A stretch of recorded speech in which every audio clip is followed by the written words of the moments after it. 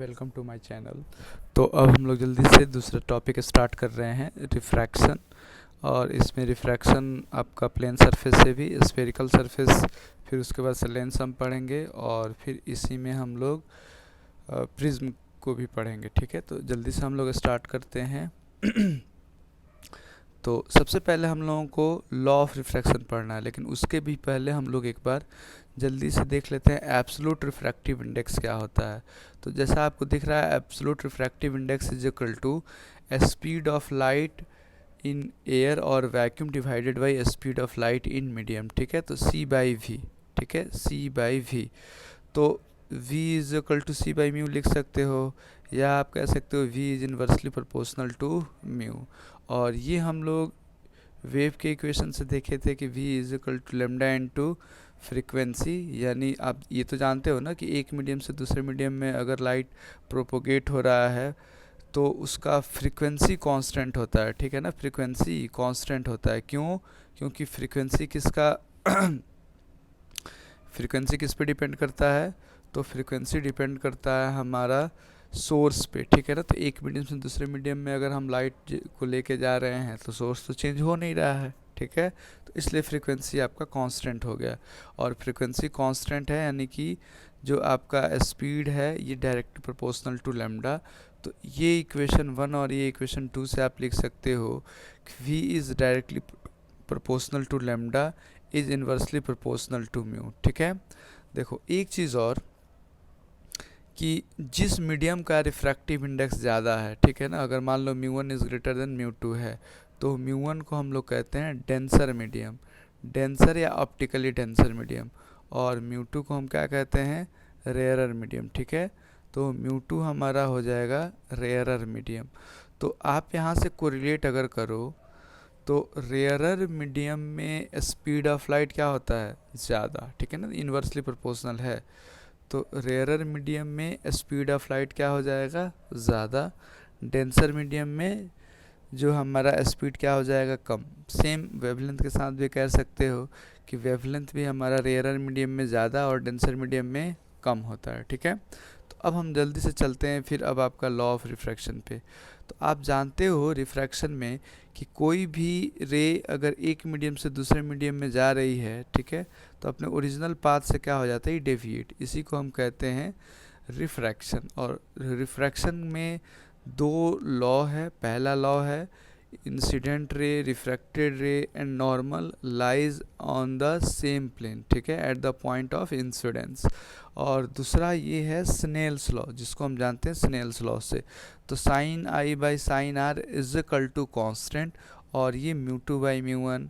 ठीक है, अभी आप देख लो, अब पीछे वाले जैसे आपने अभी देखा था, म्यू 2 जो है, म्यू आपका वेलोसिटी के इन्वर्सली प्रोपोर्शनल है, तो म्यू 2 बाई म्यू 1 है यानी v1 बाई v2, और ये हो जाएगा आपका लेमडा 1 बाई लेमडा 2।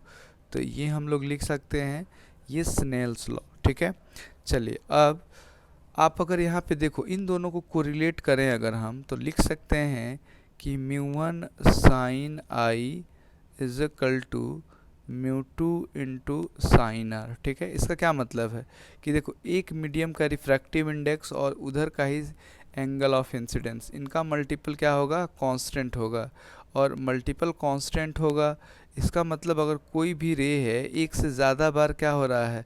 रिफ्रैक्शन हो रहा है उसका। तो आप लिख सकते हो mu into sine theta is equal to constant. Mu आप जानते हो रिफ्रैक्टिव इंडेक्स उस मीडियम का, और थीटा क्या हो जाएगा? तो उस मीडियम में हमारा एंगल ऑफ इंसिडेंस। ठीक है, चलिए नेक्स्ट हम लोग करते हैं। अब देखो आप कि अगर कोई लाइट रे है, ठीक है ना, अगर कोई लाइट रे है वो रेयरर से आ रही है, तो हम जानते हैं रेयरर टू अगर डेंसर जा रही है तो टुवार्ड्स नॉर्मल, और अगर ये डेंसर टू रेयरर जा रही है तो अवे फ्रॉम नॉर्मल। ठीक है, अब यहाँ पे एक ऑब्जेक्ट है, ठीक है, इस ऑब्जेक्ट को हम लोग देख रहे हैं, और ये आप कह लो कि यहाँ से हम लोग देख रहे हैं इसका रिफ्रैक्टिव इंडेक्स म्यू 2 है, और फिलहाल म्यू 2 को हमने मान लिया है ये रेयरर मीडियम। ठीक है, तो आप देख लो ये आपका लाइट रे गया, ठीक है, यहाँ से ये लाइट रे गया और ये हमारा रिफ्रैक्शन हो गया, तो ये नॉर्मल से अवे हो जाएगा। ठीक है, नॉर्मल से अवे हो जाएगा। तो आप देख लो कि ये दोनों रेज जो हमने एक नॉर्मल लिया था और एक दूसरा रे, तो ये कहाँ पे मिट कर रहा है, ये आई पॉइंट पे मिट कर रहा है, ठीक है ना, आई पॉइंट पे। तो इसका मतलब अगर हम लोग देखेंगे तो कहाँ पे दिखेगा, ये आई पॉइंट पे दिखेगा। तो सिंपल मतलब ये है कि किसी भी ऑब्जेक्ट को अगर रेयरर मीडियम से आप देख रहे हो तो जो उसका ओरिजिनल पोजीशन है आपसे, उससे क्या होगा, थोड़ा सा नज़दीक दिखाई देगा। उसको रिवर्स कर लो, अगर हम लोग डेंसर मीडियम से देख रहे हैं, ठीक है ना, ऑब्जेक्ट अगर रेयरर में रखा हुआ है, तो जो एपरेंट डेप्थ हो जाएगा क्या हो जाएगा, ज़्यादा, यानी कि mu into real depth is equal to apparent depth हो जाएगा, ठीक है। और अगर हम एयर में खड़े हैं तो अगर हम लोग देख रहे हैं तो क्या एपरेंट डेप्थ क्या होगा, कम होगा, ठीक है। अब दूसरा क्वेश्चन आपसे यहीं से पूछा जा सकता है कि अगर फ़िश हम लोगों को देख रही है तो उसको हम लोगों का अपना ओरिजिनल साइज़ दिखाई देगा, उससे ज़्यादा दिखाई देगा या कम दिखाई देगा, जल्दी से बताइए। बिल्कुल सही, ठीक है ना, टॉलर। क्यों टॉलर भाई, क्योंकि फ़िश डेंसर मीडियम में है और हम रेयरर मीडियम में है। तो फ़िश देखने वाली है, ऑब्जर्वर कहाँ पे है भाई, तो ये आपका डेंसर मीडियम, ठीक है। तो सेकंड केस हो जाएगा, देखिए सेकंड केस की एपरेंट डेप्थ जो हो जाएगा वो क्या हो जाएगा, ज़्यादा हो जाएगा, ठीक है। चलिए मान लो कि एक या एक से ज़्यादा हमारा फ्लूइड है और ये हम लोग नॉर्मल देख रहे हैं, यहाँ पे ऑब्जेक्ट है ये, ठीक है ना, ये ऑब्जेक्ट है।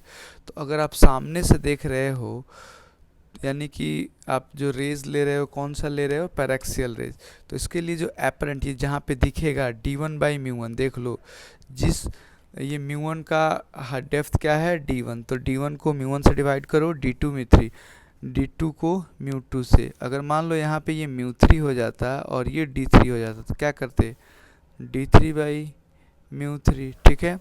देखो दूसरा यहाँ पे शिफ्ट इन डिस्टेंस हमने निकाला था, तो शिफ्ट इन डिस्टेंस का मतलब O से I के बीच का डिस्टेंस, ठीक है। तो ये हो जाएगा h0, h0 क्या है, real depth into μ-1 into mu, ठीक है। तो ये हम लोगों को याद रखना है भाई। चलिए अब हम लोग नेक्स्ट देख लेते हैं, shift from the glass slab, ठीक है। तो अगर मान लो कि ये आपका ग्लास स्लैब है और यहाँ से हम लोग देख रहे हैं, दूसरे साइड से आप देख रहे हो, तो ये ऑब्जेक्ट है, ठीक है। यहाँ से एक लाइट रे आया तो ये रिफ्रैक्शन होगा और फिर ये बाहर जाएगा, तो इसको पीछे जब एक्सटेंड करोगे तो ये आई पे मिलता हुआ नज़र आएगा। मतलब अगर हम इस ऑब्जेक्ट को देखें ओ को, तो ये ओ ओरिजिनल पोजीशन पे नहीं दिखाई देगा, है ना, कुछ शिफ्ट हुआ दिखाई देगा। उसी शिफ्ट को हम लोग निकालेंगे और उसी को शिफ्ट को कहते हैं हम लोग shift due to glass slab. और इसका फॉर्मूला आप याद रख सकते हो, टी इंटू μ-1/μ। और ये शिफ्ट देखो कहाँ पे हो रहा है, तो in the direction of light रे, ठीक है ना। तो जिस डायरेक्शन में हमारा लाइट रे जा रही है, जो शिफ्ट हो रहा है उधर ही होगा, ठीक है भाई। चलिए अब जल्दी से हम लोग refraction from the spherical surface देख लें। तो refraction from the spherical surface में ये हमारा लॉ है, μ2/v minus μ1/u is equal to μ2 minus μ1/r। तो r तो रेडियस ऑफ कर्वेचर है, μ1 और μ2 दोनों अलग अलग मीडियम का रिफ्रैक्टिव इंडेक्स है। इसमें याद ये रखना है कि μ1 क्या है, तो उस मीडियम का रिफ्रैक्टिव इंडेक्स जिसमें हमारा ऑब्जेक्ट रखा हुआ है, और μ2 क्या हो जाएगा, तो दूसरा वाला हमारा रिफ्रैक्टिव इंडेक्स, ठीक है, दूसरा जो मीडियम है उसका रिफ्रैक्टिव इंडेक्स। और आप देख लो कि अगर हम लोग यहीं पे रेडियस ऑफ कर्वेचर ये हमारा अगर इनफाइनाइट हो जाए, मतलब क्या हो गया भाई, प्लेन सरफेस के लिए, तो अभी थोड़ी देर पहले जो हमने ये डिस्कस किया था apparent depth by real depth is equal to μ2/μ1, ठीक है ना। चलिए अब हम लोग आ जाते हैं स्फेरिकल लेंस पे। तो स्फेरिकल लेंस का अगर डेफिनेशन आपको बताया जाए तो आपको पता होना चाहिए कि ये आपका क्या है, दो सरफेस होता है यहाँ पे, ठीक है ना। कोई भी मीडियम अगर दो सरफेस से बाउंडेड है, दोनों में से कोई एक या दोनों अगर स्फेरिकल है तब उसको हम कहते हैं स्फेरिकल लेंस, ठीक है। और ये हमारा लेंस फार्मूला, ठीक है, lens formula 1/v minus 1/u is equal to 1/f। v हमें पता है image distance, u object distance, f हमारा फोकल लेंथ, ठीक है। मैग्नीफिकेशन की हम बात करें तो लेंस के केस में v/u, ठीक है, और या आप कह लो कि फोकल लेंथ और v के टर्म में f माइनस v/f, और फोकल लेंथ और ऑब्जेक्ट डिस्टेंस के टर्म में f by f minus u, यानी height of image by height of object, ठीक है। और ये एक फोकल लेंथ निकालने का फॉर्मूला है, बहुत बार क्वेश्चन ये आया हुआ है। तो देख लो आप, μ2 क्या है, तो इस लेंस का रिफ्रैक्टिव इंडेक्स, μ1 क्या है, जिस मीडियम में ऑब्जेक्ट रखा है उसका रिफ्रैक्टिव इंडेक्स, दोनों साइड सेम होगा तभी आप लगा सकते हो। और R1 और R2 क्या है, दोनों साइड का हम कह लें कि रेडियस ऑफ कर्वेचर। मान लो अगर दोनों हमारा रेडियस ऑफ कर्वेचर अगर इक्वल है तो आप यहाँ पे लिख सकते हो ये कितना 2/r, ठीक है, 2/r। चलिए अब अगर बात करो आप कि यहाँ पे जो हमारा लेंस है इसमें 3 रिफ्रैक्टिव इंडेक्स, हमने 3 पार्ट में इसको डिवाइड किया है, और ये जो डिवीज़न है प्रिंसिपल एक्सिस के पैरेलल डिवीज़न है। तो आप देख लो, अगर लाइट ऊपर वाले पार्ट से जाएगी तो उस लाइट के लिए जो फोकल लेंथ होगा वो क्या होगा, अलग, बीच वाले से उसका अलग, और नीचे वाले से अलग, यानी फोकल लेंथ अलग अलग हो गया। सेम ऑब्जेक्ट डिस्टेंस है तो इमेज डिस्टेंस क्या होगा, अलग। इसका मतलब अगर ये 3 पार्ट में हमारा डिवाइड है तो फोकल लेंथ 3, यानी इमेज कितना बन जाएगा, 3, ठीक है ना, इमेज 3, इसलिए मैंने 3 इमेज दिखाया है। लेकिन अगर ये इस तरीके से है तो यहाँ पे देखो, लाइट रे गया, दोनों से पास करा तो रिफ्रैक्शन तो एक ही बार होगा, फोकल लेंथ जो होगा एक ही होगा, तो इसका इमेज कितना बनेगा, एक इमेज बनेगा, ठीक है। तो अगर प्रिंसिपल एक्सिस के पैरेलल अगर हमने कट किया है जितने पार्ट में अलग अलग रिफ्रैक्टिव इंडेक्स है तो उतना आपका फोकल लेंथ यानी उतना हमारा इमेज बनेगा।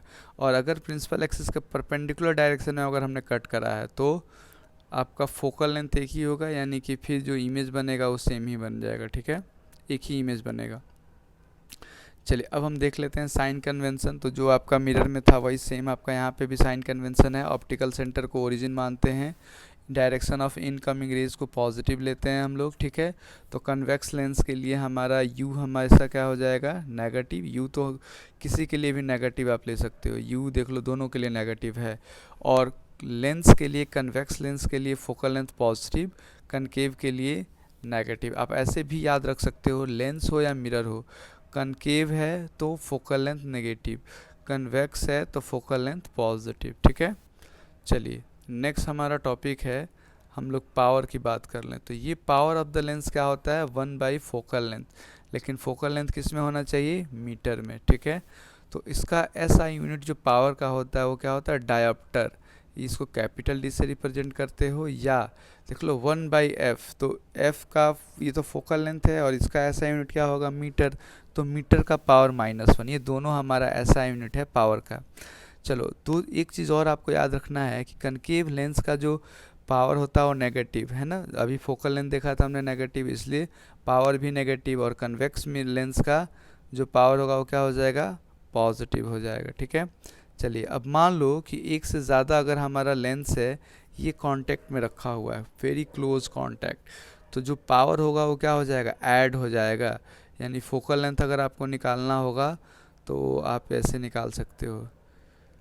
अब मान लो कि ये हमारे पास एक लेंस है, ठीक है, जिसका फोकल लेंथ और पावर है। अब आप क्या कर रहे हो, देखो बिल्कुल मिडिल से कट कर रहे हो, है ना, प्रिंसिपल एक्सिस के पैरेलल, या प्रिंसिपल एक्सिस से ही हम कट कर रहे हैं, पैरेलल भी कट करेंगे तो भी कोई फ़र्क नहीं पड़ेगा। अब मान लो कोई भी लाइट आया, ठीक है, तो उस लाइट के लिए क्या R1 और R2 चेंज हो रहा है, क्या μ1 और μ2 चेंज हो रहा है, नहीं हो रहा है। तो ऊपर वाले का जो फोकल लेंथ होगा वही नीचे, और फोकल लेंथ सेम है तो हमारा क्या हो जाएगा, ये आपका पावर भी सेम हो जाएगा, ठीक है। देखो दूसरा, अगर आप यहाँ से देखो तो अगर हमने मिडिल से कट करा है, ठीक है ना, प्रिंसिपल एक्सिस के परपेंडिकुलर डायरेक्शन में, तो पावर क्या हो जाएगा, हाफ हो जाएगा। देखो पावर बेसिकली ये है कि जो भी आपका लेंस है वो कितना डेविएट कर पा रहा है लाइट को। तो ये प्लेन सरफेस से तो क्या होगा, मेन तो हमारा कर्व सरफेस से था, तो यहाँ पे अब एक ही पार्ट हो गया, यानी कि हमारा पावर क्या हो जाएगा, हाफ, यानी फोकल लेंथ डबल। अब इसको 4 पार्ट में अगर हमने डिवाइड किया तो देखो फोकल लेंथ भी हमारा 2 टाइम्स हो जाएगा और पावर क्या हो जाएगा, 1/2 हो जाएगा। मैंने यहाँ पे इसको अच्छे से किया है। अब ये क्वेश्चन हम वैसे पूछा नहीं है कभी, ठीक है, ये पूछा जा सकता है कि ये आपने जो यहाँ पे 2 पार्ट हमने कट किए थे तो इसको उल्टा करके हमने रख दिया। तो आप बता दो पावर क्या होना चाहिए। देखो यहाँ पे बहुत लोग कहेंगे कि पावर तो हमारा 2p होना चाहिए, लेकिन वो गलत है। क्यों? जो भी हमारा यहाँ से लाइट रे आ रहा था, ये तो जानते हैं ना कि अगर ये लेंस है यहाँ पे पैरेलल रेज अगर आप इंसिडेंट करोगे तो क्या करेगा, ये प्रिंसिपल एक्सिस की तरफ लेके जाएगा, है ना, प्रिंसिपल एक्सिस की तरफ मीट कराएगा। तो ऊपर वाले से अगर लाइट रे गया तो क्या होगा, इसके प्रिंसिपल एक्सिस की तरफ से जाएगा, और सेकंड वाले लेंस से जाएगा तो क्या करेगा, ये अपने, तो ये आप देख लो दोनों में क्योंकि लेंस सेम है तो डेविएशन सेम प्रोड्यूस करेगा। तो ऊपर वाले का पावर पॉजिटिव से नीचे का क्या हो जाएगा, नेगेटिव, ठीक है ना। वैसे ये कन्वेक्स है लेकिन नेगेटिव, क्यों? क्योंकि डेविएशन हमारा अपोजिट हो जा रहा है, और इसलिए जो नेट पावर हो जाएगा क्या हो जाएगा, ज़ीरो। यानी फोकल लेंथ अगर आपसे पूछ लिया जाए तो इन्फिनिटी, ठीक है ना, इसमें गलत नहीं करना है भाई। चलिए अब हम नेक्स्ट बात करें क्रिटिकल एंगल का। तो देखो क्रिटिकल एंगल का डेफिनेशन ये है कि अगर कोई लाइट रे डेंसर से रेयरर जा रहा है, कहाँ से, डेंसर टू रेयरर, तो जिस एंगल ऑफ इंसिडेंस पे हमारा एंगल ऑफ रिफ्रैक्शन 90 डिग्री हो जाए, इसी को क्रिटिकल एंगल कहते हैं, ठीक है। तो आप यहाँ पे देख सकते हो कि ये आपका, जल्दी से हम लोग देख लें कि ये आपका mu one into sine i is equal to μ2 into sine r, ठीक है। आप देख लो μ1 हमारा क्या है, डेंसर, ठीक है, तो ये μd, दूसरा हमारा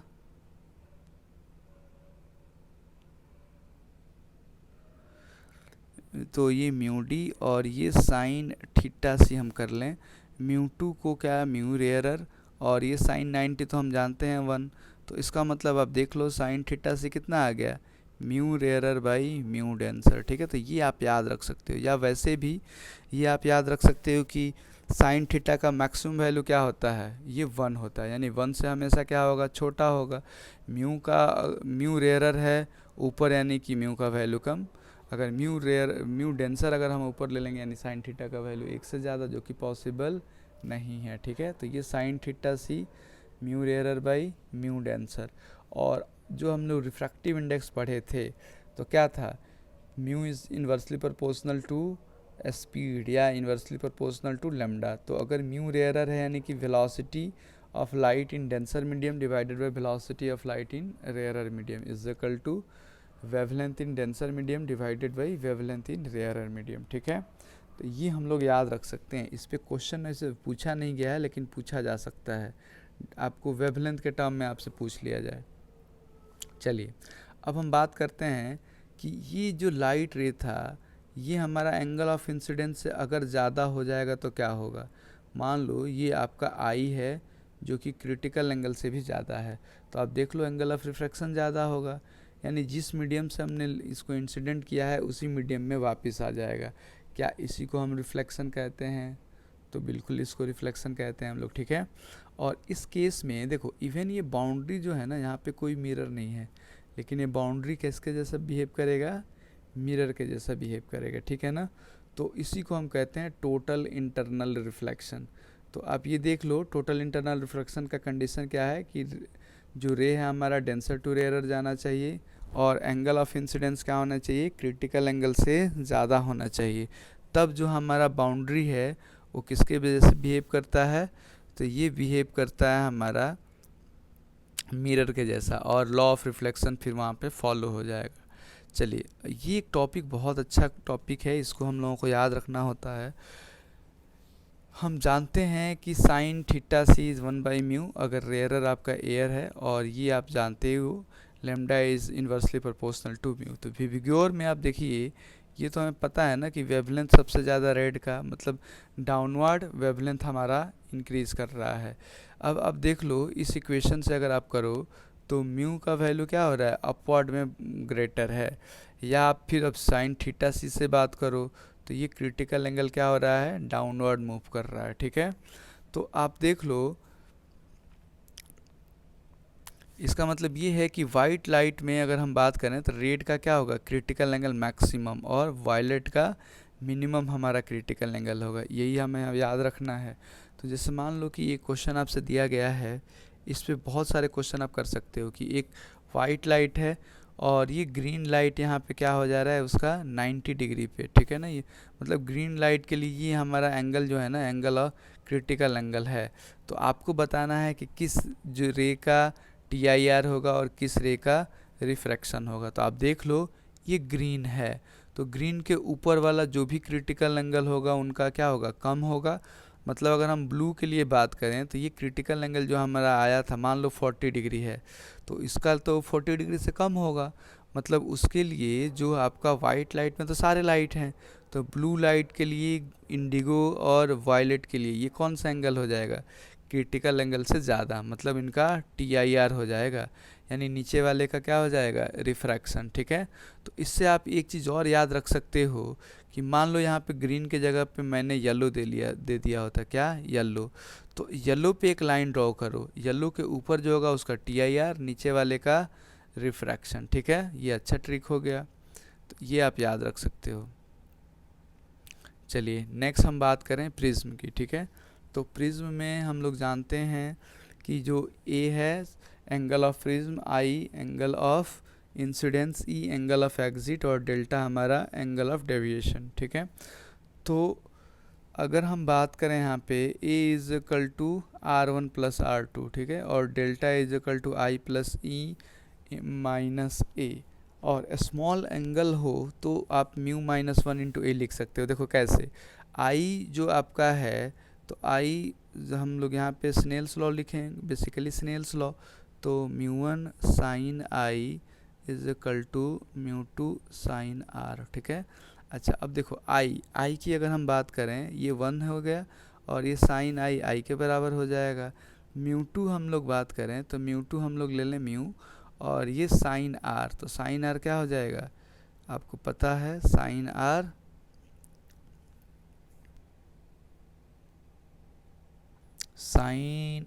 हमारा, ठीक है भाई। तो ये हम कह लें साइन आर यहाँ पे R1 हो गया, तो I is equal to R1। वैसे ही आप E is equal to mu into R2 आप लिख सकते हो, ठीक है। तो अगर I प्लस E था तो ये mu into R1 plus R2 minus a, और अब देख लो R1 प्लस R2 क्या है, तो ये म्यू माइनस 1 इंटू ए डेविएशन हो जाएगा, इन केस अगर आपको नहीं पता है तो, ठीक है। तो ये हम लोगों को याद रखना है। दूसरा कंडीशन आपको याद रखना है कि मिनिमम डेविएशन के केस में R1 और R2 दोनों क्या होते हैं, इक्वल और a/2, और ये I हमारा जो होता है ना angle of incidence angle of exit के बराबर, और ये A plus delta minimum by 2, ठीक है। तो आप अगर यहाँ पे स्नेल्स लॉ लिखो, यहाँ पे स्नेल्स लॉ, तो mu into sine i is equal to mu 2 into sine r, तो यहाँ पे a/2 है, ठीक है ना, ये a/2 है, ये a/2 छूट गया था, कोई नहीं। तो हम लोग यहाँ पे लिख सकते हैं, आपको बाकी चीज़ दे रखा होगा आप निकाल सकते हो, डेल्टा मिनिमम दे दिया, म्यू दे दिया, या ए, तीनों में से कोई दो दे रखा होगा, थर्ड आपको निकालने के लिए कहेगा, ठीक है। चलिए दूसरा कंडीशन हमें याद रखना है कि अगर हम बात करें यहाँ पे, अगर आपका एंगल ऑफ प्रिज्म 2 थीटा सी से ज़्यादा होगा, थीटा सी क्या है, क्रिटिकल एंगल, तो आपका रे कभी भी इमर्ज नहीं होगा, है ना, ये टोटली इंटरनल रिफ्लेक्शन हो जाएगा। इस पर डायरेक्ट क्वेश्चन आपसे पूछ लिया जाता है। अच्छा उसके बाद से हम लोग जल्दी से देख लें कि मान लो आप रेयर में हो, जैसे मान लो ये फिश है, ये आउटसाइड वर्ल्ड देखना चाह रही है, तो क्या सारे एंगल पे देख सकती है, नहीं, ये क्रिटिकल एंगल है, ठीक है ना, ये क्या है, ये हमारा क्रिटिकल एंगल है। तो इस एंगल पे हमारा ये क्या हो जाएगा, ये 90 डिग्री। अब इससे ज़्यादा अगर एंगल पे देखेगी तो उसका तो TIR हो जाएगा, मतलब बाहर की चीज़ नहीं देख पाएगी, वो अंदर की ही चीज़ देख पाएगी, ठीक है। तो इसका मतलब कि एक फिक्स्ड पॉइंट है जिसके बाहर की चीज़ें हम नहीं देख सकते हैं। आप खुद को एज्यूम करो अगर फिश, तो आप समझो कि जिस रूम में आप बैठे हो वो आपका वाटर है और वहाँ पे बैठे हो, और जो सीलिंग है ना वो आपका ये हाइट h है जहाँ से हम लोग आउटसाइड वर्ल्ड देखना चाह रहे हैं। तो ये थीटा डिग्री पे कितना आपका पॉइंट मिलेगा, बता दो कितना, इनफाइनाइट, ठीक है ना। और सबको अगर कनेक्ट करेंगे तो ये सर्कल बनेगा, जो आपके आँख पे सारे कितने बनाएंगे, क्रिटिकल एंगल। तो ये जो रेडियस होगा ना उस सर्कल का, ये हो जाता है h/√μ²-1, ठीक है, ये डायरेक्ट आप याद रख सकते हो।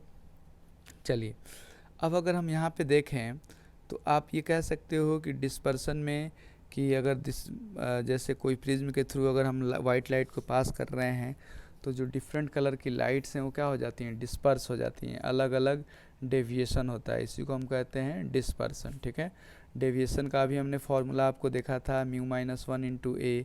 तो अगर येलो के लिए देखना हो तो म्यू येलो -1 × A, वायलेट के लिए तो ठीक है रेड के लिए आप कर सकते हो। अब एंगुलर डेविएशन का क्या मतलब है कि कितना स्प्रेड है। तो देखो स्प्रेड के लिए क्या करना पड़ेगा, वायलेट का कितना है माइनस रेड का कितना है, तो ये हमने निकाला है, तो म्यू भी -μr × A। और एवरेज डेविएशन निकालना हुआ तो देखो एवरेज का मतलब ये हम कह लें कि मिडिल, तो कौन सा मिडिल वाले में है, तो येलो, तो येलो का जो आपका डेविएशन होगा वो हमारा क्या हो जाएगा, एवरेज डेविएशन। ठीक है, एक टर्म और हम लोग यहाँ पे देखते हैं, ये है डिस्पर्सिव पावर। तो डिस्पर्सिव पावर का फॉर्मूला आप याद रखोगे, angular dispersion divided by average deviation, angular dispersion divided by angular average deviation. ठीक है, तो ये हम लोग याद रखेंगे। अब दो कंडीशन है, ठीक है ना, दो कंडीशन, इनको आप याद रखना कि अगर डिस्पर्सन हो रहा है विदाउट डेविएशन तो डेविएशन ज़ीरो, और डेविएशन ज़ीरो करोगे तो ये एक फार्मूला आ जाएगा, मतलब A'/A = μ-1/μ'-1। म्यू हम जानते हैं मीन है रिफ्रैक्टिव इंडेक्स या येलो का रिफ्रैक्टिव इंडेक्स। वैसे ही अगर हम डेल्टा नेट निकालें यहाँ पे, मतलब कि नेट एंगुलर डिस्पर्सन आपका कितना हुआ, तो μ-1 × A × W-W'। W आप जानते हो डिस्पर्सिव पावर, तो ये अगर दे रखा हो तो दूसरे केस में हम लोग ये लिख सकते हैं, अगर डिस्पर्सन हो रहा है,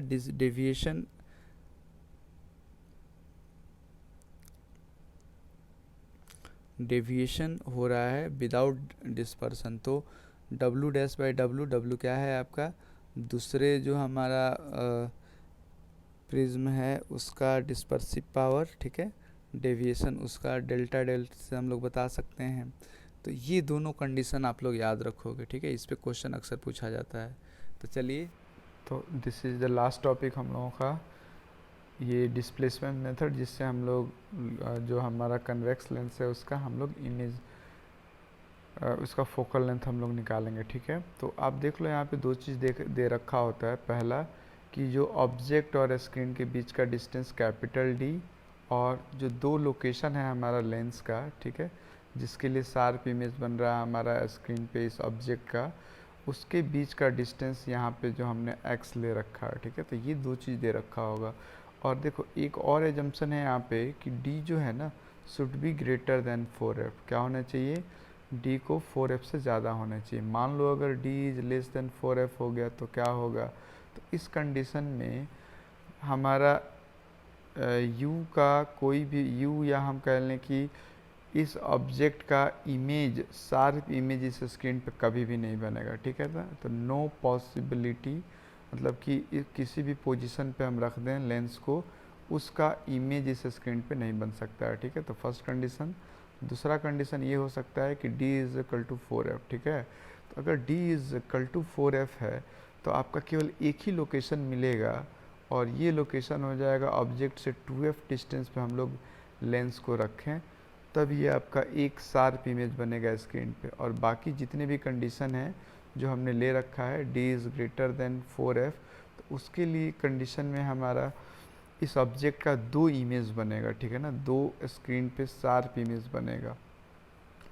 तो अगर हम लोगों को फोकल लेंथ निकालना हुआ इस लेंस का, तो आप देख लो ऑब्जेक्ट और स्क्रीन के बीच का डिस्टेंस दे रखा है, ये दोनों फिक्स्ड हैं। और दूसरा दो पोजीशन जिस पे हमारा इसका शार्प इमेज बन रहा है, किसका, कन्वेक्स लेंस का, इनके बीच का डिस्टेंस अगर x है तो ये हमारा फोकल लेंथ का डेफिनेशन या डेरिवेशन हो जाएगा, d² - x² / 4d। और अगर दोनों पोजीशन पे मैग्नीफिकेशन हम निकालें, इनका मैग्नीफिकेशन का जो मल्टीप्लिकेशन होगा वो क्या हो जाएगा, 1 के बराबर होगा। यानी अगर पहले केस में आपका 1/2 हुआ -1/2, तो दूसरे केस में क्या हो जाएगा, -2 होगा। ठीक है ना, तो ये आपका अगर 1/3 तो दूसरे के केस में 3 हो जाएगा। और लास्ट जो हमारा यहाँ पे है कि अगर आप मान लो कि ऑब्जेक्ट का हम लोगों को साइज़ निकालना है, तो दो केस में हमारा इमेज का साइज़ दे रखा है, तो आप इस फॉर्मूला से ऑब्जेक्ट के साइज़ को भी निकाल सकते हो, ठीक है। तो ये हमारा लास्ट टॉपिक था। अब इसके बाद से हम लोग नेक्स्ट क्लास में क्वेश्चंस को करेंगे, ठीक है।